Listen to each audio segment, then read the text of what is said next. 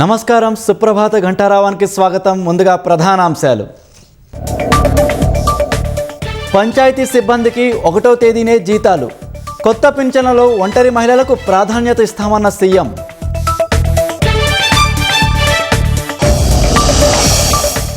తెలంగాణ పట్ల కేంద్రం నిర్లక్ష్య వైఖరి ప్రదర్శిస్తోందన్న ఉత్తమ్. రాష్ట్రం సేకరించిన ప్రతి గింజను ఎంఎస్పీతో కొనుగోలు చేయాలని డిమాండ్. కబ్జాదారులపై కొరడా జలిపిస్తున్న హైడ్రా. ఒక్క రోజులోనే 4,000 కోట్ల రూపాయల విలువైన స్థలాలకు కంచె.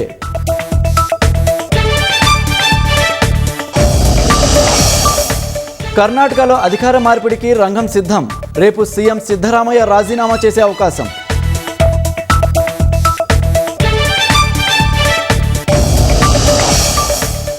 నేడు అత్యవసర మంత్రివర్గ సమావేశం నిర్వహించనున్న ట్రంప్. ఇరాన్తో శాంతి చర్చల అంశంపై కార్యాచరణ ఖరారు చేసే అవకాశం.